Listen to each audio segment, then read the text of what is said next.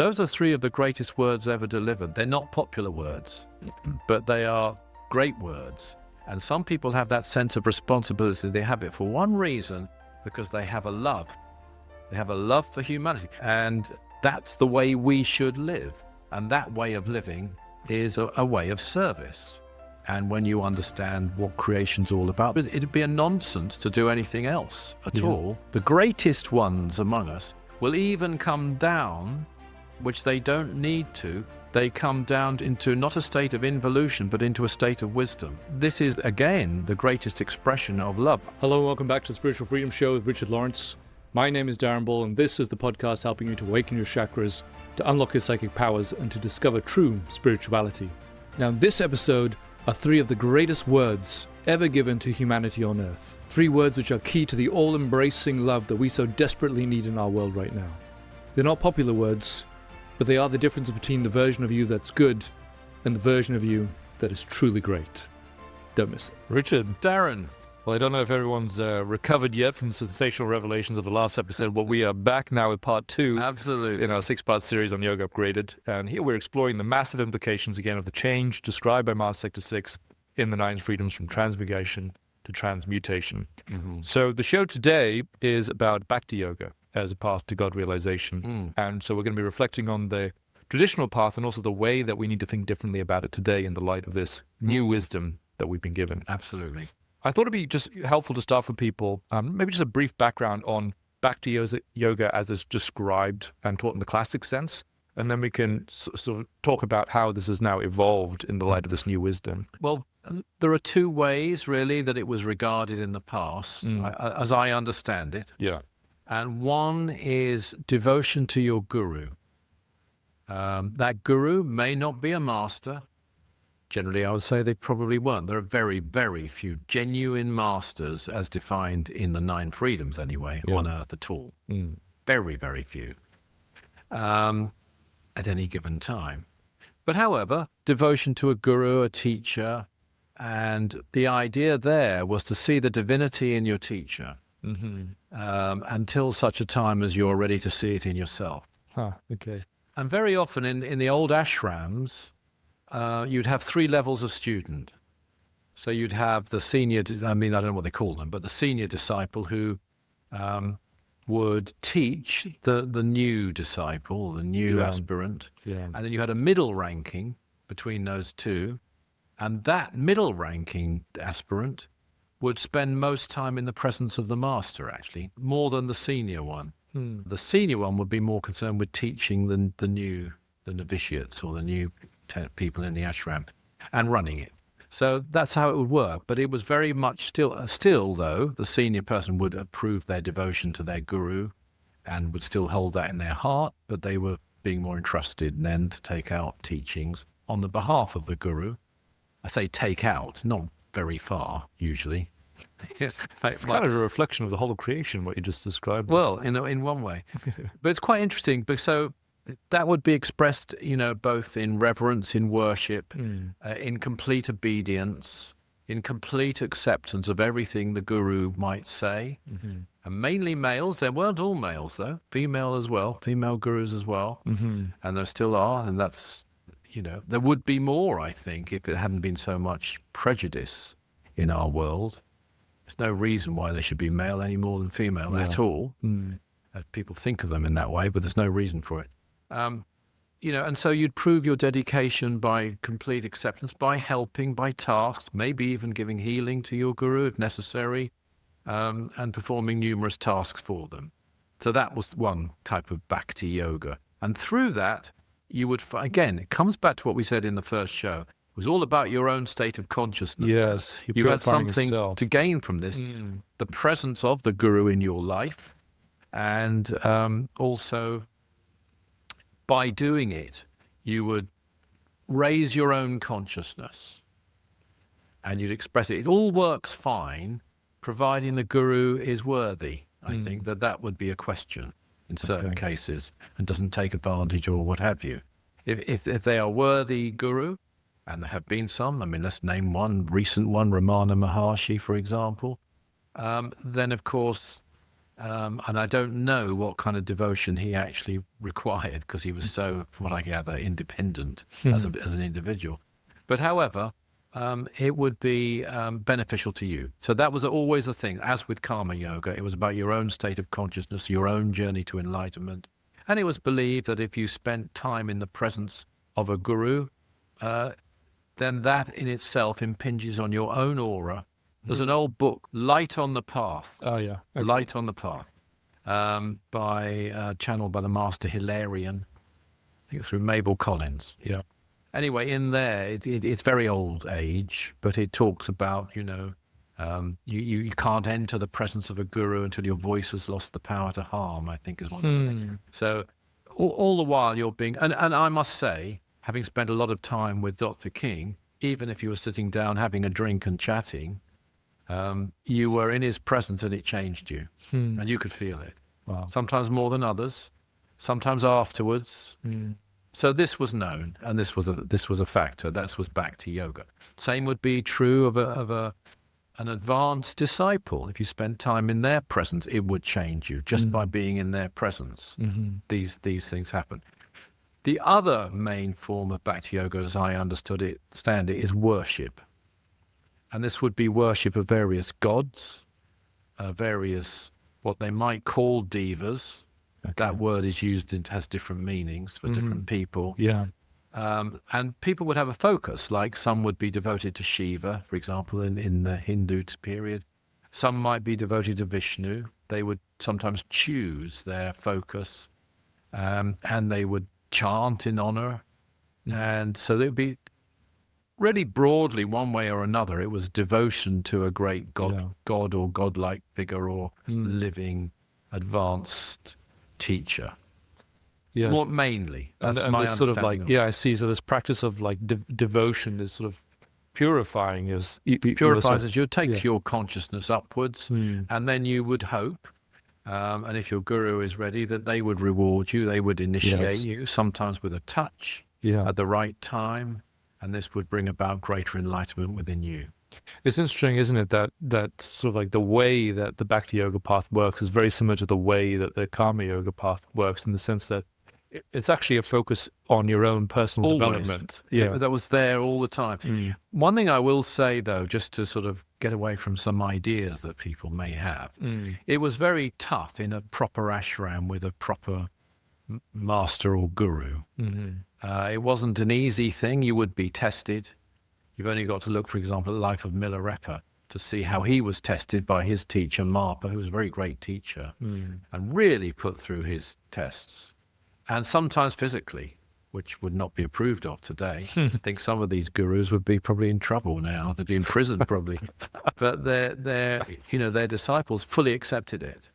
And they might be beaten. They might be disciplined. They would be really tough to be around and difficult. But it was all done, if they were genuine, proper guru, because they knew that student needed it, and to burn up their karma and help them to advance. Yes. Yeah. I think it'd be useful to start painting the picture of the difference between this path, which is essentially focused on personal development and the dissolution of one's ego and the purification that can lead us to God realization, and how we would see this path of Bhakti Yoga or love now in the light of these new teachings from Master Sector 6. Yeah. So starting with the main premise that we discussed last time, service is number one. Service is the greatest yoga, the greatest religion, the greatest Christianity, the greatest practice. This is the Master Aetherius. Good memory there. It's the way, and a similar statement made in the Nine Freedoms by Master Sector 6. I get the feeling from Master Sector 6, this is just my impression, he really isn't impressed by the person who wants to go off and develop themselves nowadays, in disregard of the world. And it comes over very clearly to me. It's like a real distaste there, and it goes completely against everything that being like Master Sector 6 stands for, or any of the other great beings. So service is the way, but you need a motivating force. You need something to drive the engine of that, vehicle of service. And that is love. You have to have love. I have seen people on this path of service over the years leave it. People with great ability sometimes, and sometimes have proven dedication over a number of years, have suddenly lost their motivation, which they haven't been feeding it, as they, I would say, should have been doing, feeding the flame. So, I want to be clear here, we're talking about development not being the way. We are not saying don't develop yourself. Right. We're saying do develop yourself, but develop yourself in the context of serving rather than serving in the context of development. Yes. So it's service. That is the change. Yeah, Yes, that's the yes. change. Yes. So, and you have to, and if you don't, you won't sustain the path of service, not really powerful, effective service. And the thing you need to have is love in your heart. If you don't have love in your heart for others, it'll be forced, your service. And don't get me wrong, I'm not going to say you're going to feel it all the time, every day. You're not going to all the time be walking around, unless you're very advanced, with great love in your heart for all life. Yeah. But you have to feed it and cultivate it.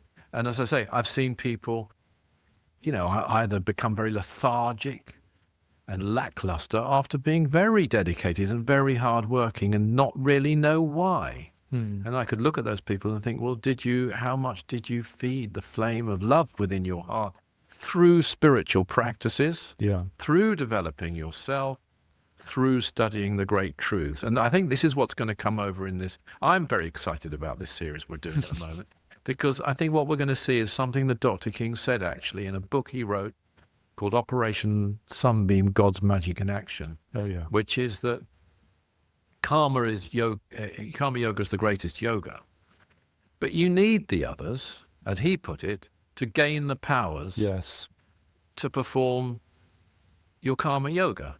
And the greatest power, and it is a power, is an energy that we need, is love. Yeah, it goes right back to your point about putting it all in the context of service rather than service in the context of your own development so much. And I think that's a very helpful way to think about it.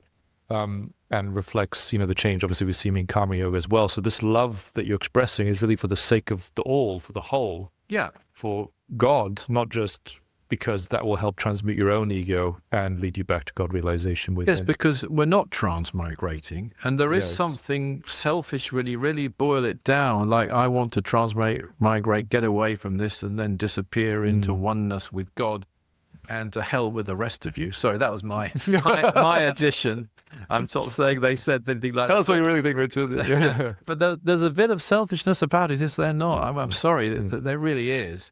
And as we discovered last time, the great ones, the greatest ones among us, will even come down from the unmanifested potential, which they don't need to. They don't come to involve so that they can later evolve, because they've already evolved. Yes. They come down into not a state of involution, but into a state of wisdom. Yes. And I'm talking about the supreme lords of creation there. So that's the difference. That's the massive difference. But they still come down. And this is, again, the greatest expression of love. And these are the beings, and there are 7 of them.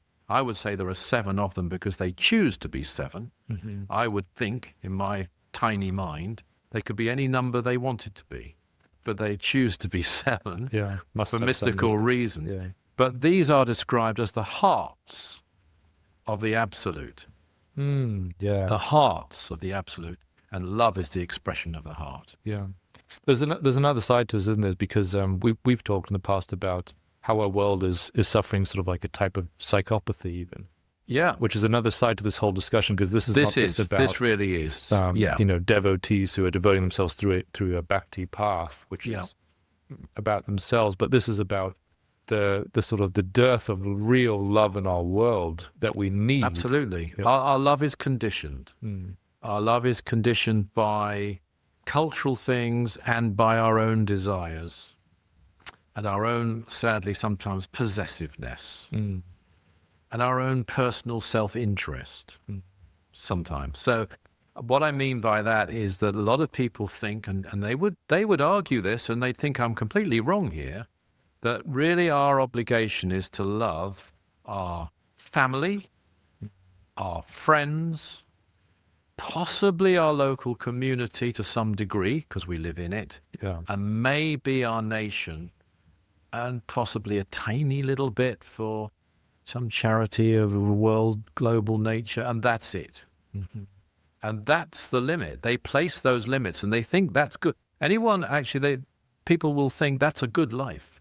Yeah. That's a good person. That is the standard. They're doing their duty. If they're doing all that, and that is a lot better than some people, let's face it. Yeah.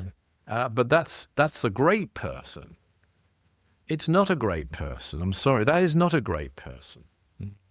A great person through history, in whatever field they're in, has done something for humanity.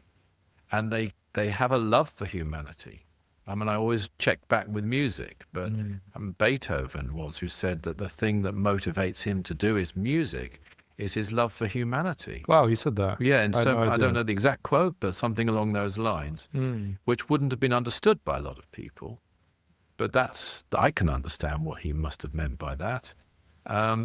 They do. I mean, we come back to a few examples, and they're ones I know about. But the anti-slave people, they had no obligation, particularly to the people of the Caribbean or the people of Africa, or by normal reckoning, and they were thought to be mad, by the way, and crazy.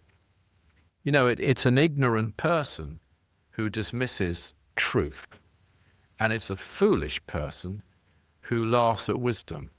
And it's a selfish person who decries service. Beautifully put. So they were dismissed. They were laughed out of town. They were regarded as wasting their careers completely on a fruitless quest. Now they are heroes, and rightly so. But my point there, they broke the bounds of cultural norm. Yes. And they felt responsible. Yes. Those are three of the greatest words ever delivered. They were delivered by Master Aetherius. You are responsible. They're not popular words, but they are great words. And some people have that sense of responsibility. They have it for one reason, because they have a love. They have a love for humanity. They might have a love for lions.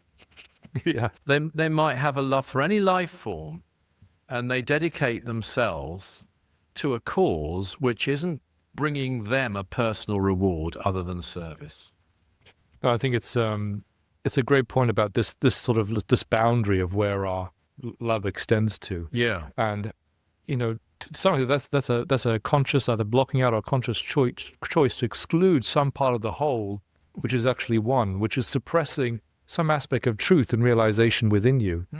And as you say, coming back to the point that you had made about the sort of psychopathy that we experience. I mean, because we do that, therefore we don't have the empathy, we don't feel the guilt or the remorse or the pain of other people. Good point. And Master Sector 6, I think one of the keys that he describes in the 9 freedoms, in the second freedom, he says, when we gain an understanding of the feelings and the problems of all people, is the understanding part. Yeah. That we refuse. That's a very good point. We refuse to take that step to understand it. Yeah. That's a key to the love that we can unlock in our heart. True. I mean, I'm no psychologist or psychiatrist, but my understanding is that a psychopathic person doesn't feel remorse, doesn't feel guilt, and doesn't feel care for other people in different degrees, depending how serious their condition, I suppose. And I'm sorry to say, if you look at humanity as a whole, we have that when it comes to the global picture. Yeah. There are people who don't feel that. They don't feel responsible. They don't feel guilt. They aren't troubled by it. Or if they are, they pass it away. They just certainly don't feel any remorse. They're not doing anything about it. And they don't feel love for people, not sufficiently to act. I would take it further, though. I would say, if we're going to use the phrase, that kind of psychopathy, to be contentious here, extends beyond even humanity. It extends above all else, I would say, to the planet. And I don't mean by that ecological work for our own benefit, for your children. How many times have you heard people say, I'm doing this for my children and grandchildren? Future generations, basically. Well, future generations would be better than just my children and grandchildren. And yes, look after your children. Yes, please look after your grandchildren. But let's look after everybody's children and everybody's grandchildren. But there's a higher motive than that. Okay. Which is the planet herself. This should be a massive focus of our love. On other planets, they are devoted to the logos of their planet. On the sun, and I know this is probably contentious to some, there is life on the sun. The lords of the sun, which aren't male, by the way, they're multi-gender, if gender exists at all. I was having a conversation once actually with Dr. King over a drink, and he said this to me. He said, of course, there are 5 sexes, really. Yeah. I thought, yeah. Yeah, go on. And it moved on. We were talking about interplanetary races there. I see. So he was talking about some wonderful females from, might be Alpha Centauri, I'm not sure, in this conversation. Oh, wow. But then he threw this into the fact there are 5 sexes, really. Wonderful, because they are very active people, as he was talking about, and do wonderful things. Great work. But, yeah, what that means I don't know. But there are 5 pranas, of course, that we do know, and that's how I would, in my little mind, interpret it. I see, yeah. And they all come from the sun, don't they? So these lords, though, are absolutely, totally so devoted to their logos, which is the sun itself, that they are part of it. They become one with it. They become its very radiance. And we should too, because everything we have, I mentioned the earth, we should be totally devoted to the sun. We are sunlight. We are created by the sun. Actually, the divine spark within us is positioned there by and through the sun. Yeah. And that's why the seat of that divine spark is a miniature sun, is a golden sphere. And it has to be. It can't be anything else. And we have to take the flame from the Mother Earth, to whom we should be completely devoted. We have to raise that flame through our whole being and take it back up to the sun. So until we've done that, we can't leave the earth until we've fully absorbed, allowed I got a message actually from somebody on another realm, and I think his name was Jai Guruji. But anyway, he was talking about the violet flame in this message he gave me. And he used 4 words, which I'm trying to remember now. Emission, transmission, submission, admission. So first of all, it's emitted by the Mother Earth. We then it's transmitted through us. We then submit to it. We should surrender completely to the violet flame and to Kundalini, rather than using Kundalini in however our conscious mind determines, because we can't move our little finger without activating Kundalini. And this should then be completely taken all the way through us, Kundalini being an aspect of that flame from the Mother Earth. That was a secret until fairly recently for the public at large, and back to this golden sphere where dwells the spark placed there by the sun. So we are returning it, as it were, to the sun. Yes. And we should, coming back to love, I mean, the lords of the sun are the perfect expressions of love. They are constantly and forever radiating love through their energy. They practice the white magic. I think it's the 7 aspects of the white magic of continuance. I might have that slightly wrong, but and they by being at one with their logos and expressing that love, they radiate and maintain continuance in this solar system. What we have in this solar system, you might say, is at very best a reflection of solar consciousness or solar wisdom. That's where it comes from, as far as we are concerned. So this is, again, coming back to psychopathy. We've blocked that out. We should be totally devoted to the sun and particularly to the earth, because without her, we wouldn't have experience at all. There's a very interesting quote I picked up from the Master Aetherius, actually, from a text called Join Your Ship. And he says this, which I'd love to get your comments on. He says, "Let me make this plain, please, and I now speak to humanitarians and students of truth. If you devote your life in the service of mankind, if you devote your life to the masters so that you may be used as a tool to help mankind, you are only performing your ordinary duty. You are not being kind. Such an action as this is purely your duty before yourself, your soul, your spirit, and your maker. It's so true, isn't it? That's the natural way, or that's the ordinary way. That's the ordinary ordinary duty. Yeah, it should be ordinary. Yeah. One of the great things, by the way, about the revelation we discussed last week is that we now live we're following the same path in a tiny way that is being followed on other planets. Whereas we weren't really. Whereas we weren't before. Yeah. We had a specially created path catering for our needs because of our selfishness and our limitation. That's how I see it. Now we are liberated, right at the end of that seventh freedom, where the secrets we spoke of last time. It says this, it says, take this cosmic wisdom deep into your heart and a greater realization will dawn. And when it does, and as it does, walk forward boldly into the seven freedoms. So we are being told now to follow that path. It literally says it there. It literally says it. Of the seventh freedom, not the old path, not even just the six freedoms, but the seven freedoms. Wow, yeah. And that's the way we should live. And that way of living is a way of service. And when you understand what creation's all about, it'd be a nonsense to do anything else at all. Yeah. But we come back to love. We can't do it without love. Service in a way is a manifestation of love, and it's an expression of service. Love is an expression of service. The two are completely knit together. Yeah. But love is an energy.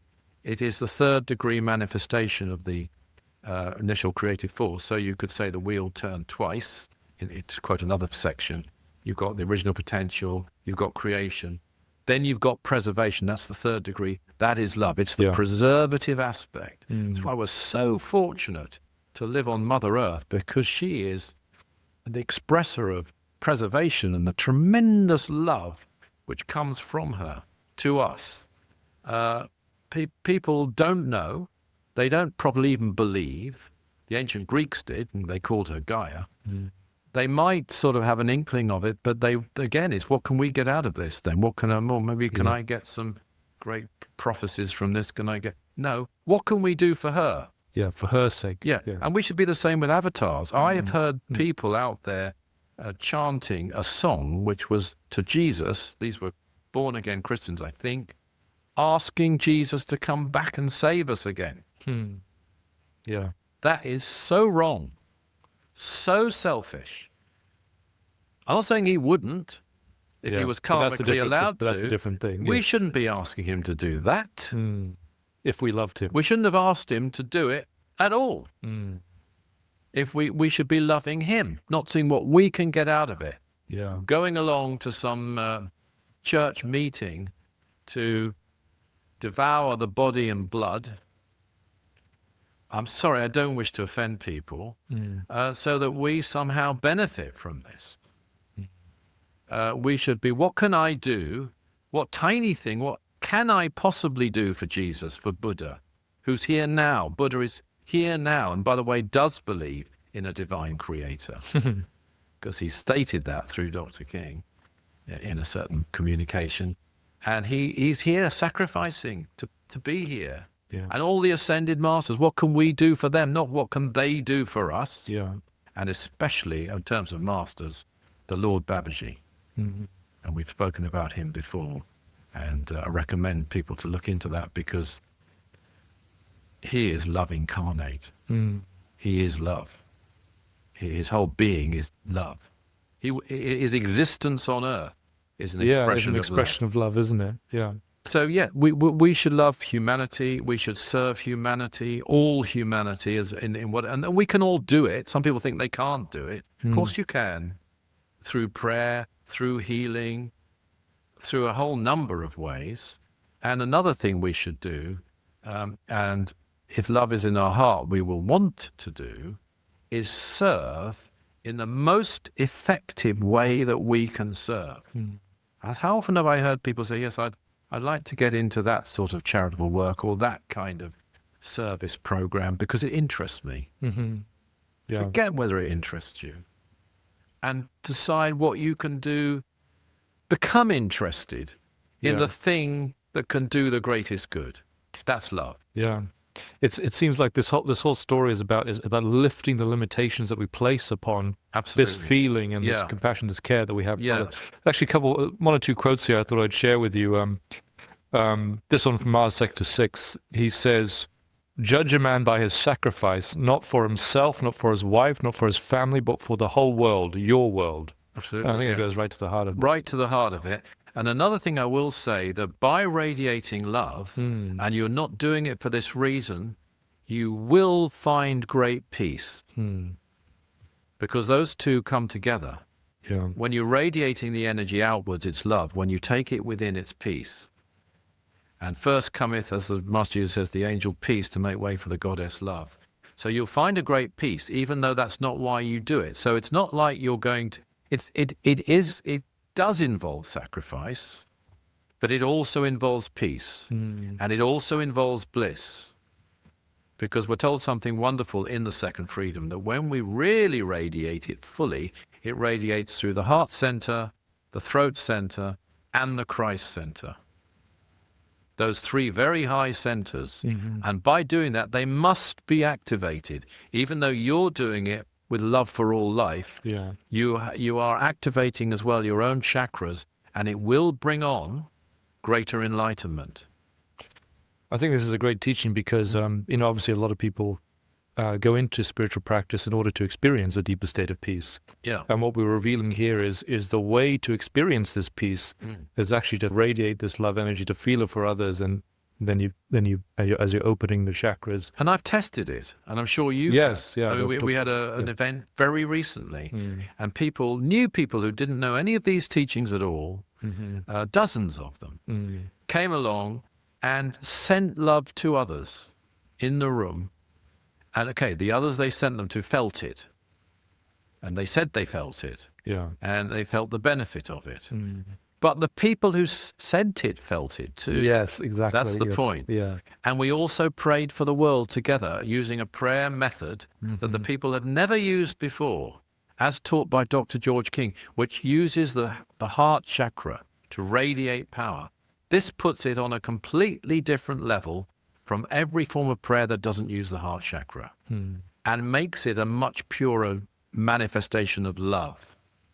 No matter how devout, devoted, well-intentioned, it may be no fault of your own. You may never have heard of this. But if you have and you use it, it will be more powerful, and it will activate your own higher centers as well, especially the heart center, and that will lead you on to higher consciousness, greater enlightenment, maybe a blissful state at the right time as well.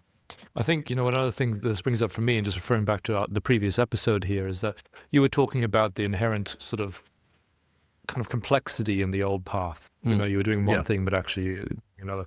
And here it's sort of the It's all one. Yeah. Same again. It's the same. How good is that? Yeah. When you don't have to think, now, am I developing now, or am I serving now?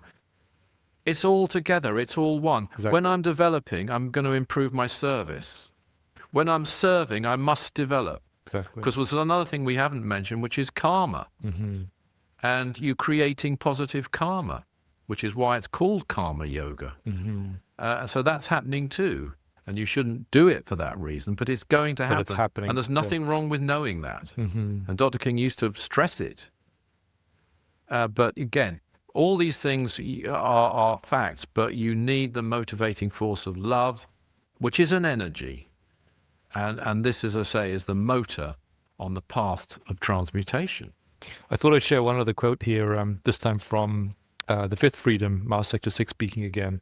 Just coming back to this idea of these unnecessary limitations that we place upon ourselves. Because I think, you've described sort of the simplicity of expressing this love, and on the event this past weekend, well, a couple of weekends ago, and how we can all do that. I think one of the steps there is just beginning to do away with these unnecessary barriers that we put around this feeling that comes from within us. So he says here, terrestrial man is continually limiting these latent abilities within his real self. He is continually imposing limitation after limitation upon these glorious aspects of true creation. What is the result? Racial prejudice, adherence and vain worship of some piece of multicolored cloth, possession and family tie. He does not realize and cannot fully realize until after lives of service that no one is a nearer relative to him than his enemy.